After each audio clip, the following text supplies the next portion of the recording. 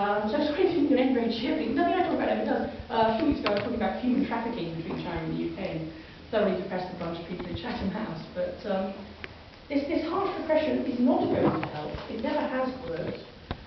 Let's assume, that it's a full-on terrorist attack. Britain has some experience of these in Northern Ireland. How are they solved? Do you send more and more soldiers in? Do you intern people? Do you make organisations illegal? Do you hound individuals to death? No, you don't. You look at the root problems and you come up with a political way to solve them. That is the only thing that has ever defeated terrorism in the history of the world.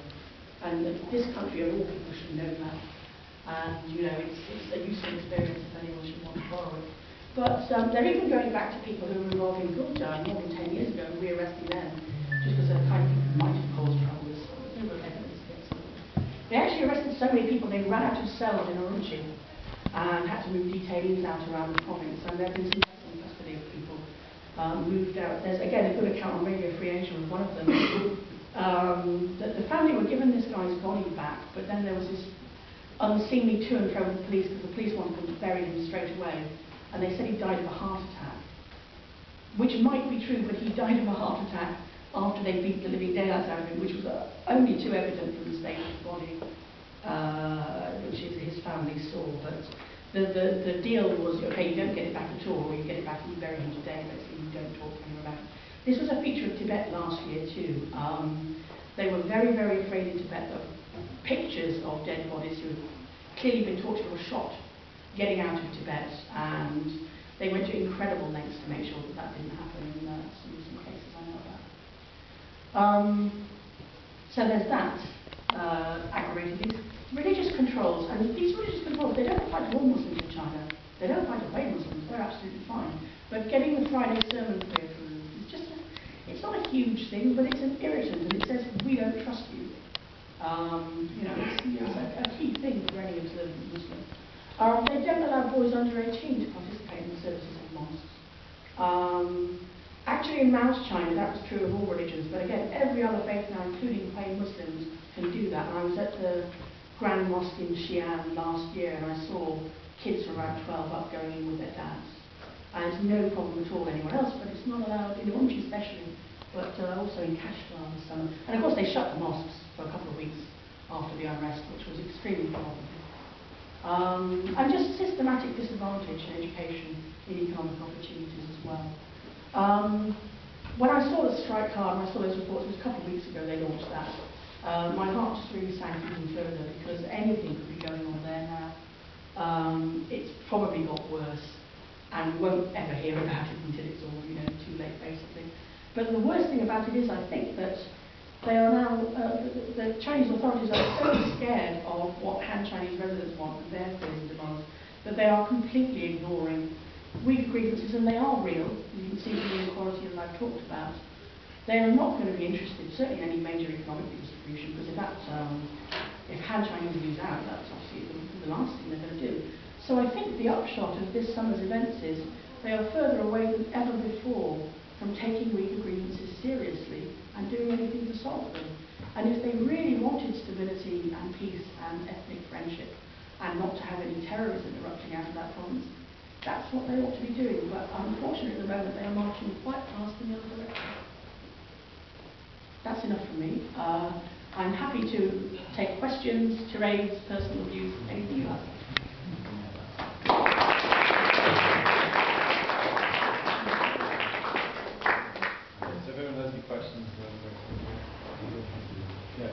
Yeah, about the religious control. I mean, when I'm reading online, apparently some people were saying that Muslims can't fast as well. So if you like pork not eating food, you can be like say forced to eat pork or something like that. What do you know about that?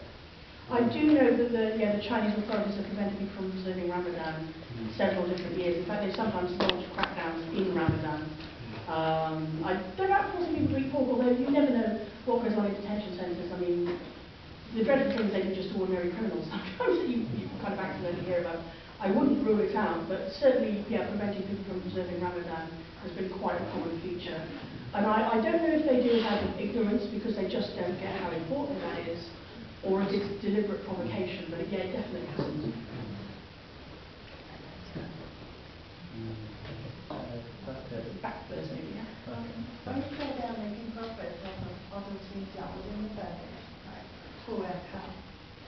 I mean that all the best jobs, or the highest jobs, are taken by Han Chinese.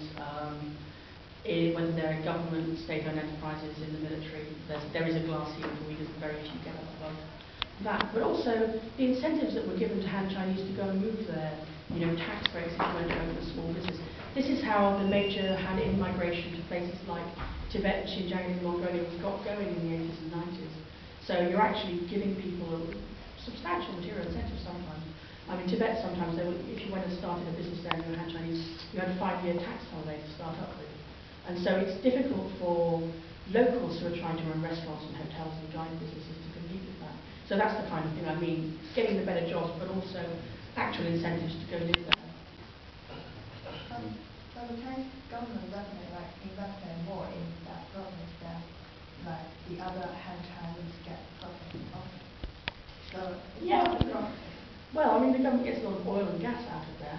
Yeah, pretty but the stuff. government makes money from other provinces as well, but you can't say one province contribute more to the whole GDP than the whole country is taking advantage of the province. It's not fair to say that. Well, the thing is, though, it's resource extraction. It's not high value added. They are just taking stuff out of the ground and using it elsewhere. Yeah, so you're not getting, comparative advantage. Spillover. Yeah. But I'm not saying it's absolutely unique, but I think if you see it as a continuum, Xinjiang is definitely at one end of it that is quite exploitative, and local benefits are relatively limited. So we are all using oil from the Middle East area, but we are not saying that they are not making profit. No, but that's not the same arrangement at all. I mean, these are national companies, and most of the oil and gas, most of the energy resources they're moving are not used within Xinjiang. They keep the rest of China, they keep the lights on. So it's the biggest producer of natural gas in China. So it is a very, very resource-rich area. I mean, so is in Mongolia, but other places there. Yeah, it's fair to use the resources within your country, regardless of where it is. Yeah, the point is it's not within the province. The benefit is not staying within the province. The resources are being removed out of there. But the money is reinvested into that province to develop. But it's not reinvested into 90% of Uyghurs live below the poverty line. Yeah, but 90%. So where is the money going? It's not going to them. This is the point. But we are at the stage of improving that. Well, China's been there 60 years and 90% is still below the poverty line. I think they need to get on with it if they're going to improve living standards. Because as you say, there's a lot of money involved in this economy, but it's not getting to one particular group in the population. But how do you know? These are facts, these are Chinese government statistics, that's how I know. But it's not a secret, go there, have a look. Okay, well, it's really obvious. Yeah, alright, okay, let's not use up all the time we've got here, let's have another question. Okay, we'll come back to the end. Yeah. Do you see any differences in how the government enriching deals with the people in Tibet on the one hand and the people in Xinjiang on the other hand? Actually less than you'd think. I mean, up until 2 years ago, I probably would have said yes a lot. And they're slightly more careful about Tibet because it does have more international support and a kind of a better image as ethnic uprisings go. It's one of the cuddly ones, as I said. But actually, in 2008, I think they were every bit as thorough and hardline in Tibet as they have been in Xinjiang this year. So the idea that the war on terror has made things a lot worse in Xinjiang, I don't think really holds up, actually. I think if you compare treatment of uprisings in the 90s and treatment of this year, the technology changes and the things you can do to keep information shut down improve from one perspective. But no, actually, I think they're pretty tough on all of them. And again, if you compare, say, in Mongolia to those two places, until quite recently I would have said, well, yeah, they're a bit easier on in Mongolia, but about a month ago, Chinese police in the Republic of Mongolia, in a foreign country, on the steps of a UN building, of all places to do this, swooped down on a Tibetan Mongolian activist and scooped him away back to Ordos, a city now Mongolia I visit quite frequently, and he hasn't been heard of since. He's under detention. They whisked him out of a foreign country. So, I mean, the Inner Mongolian movement is not anything like as vigorous or large as the other two, but they still don't take many chances.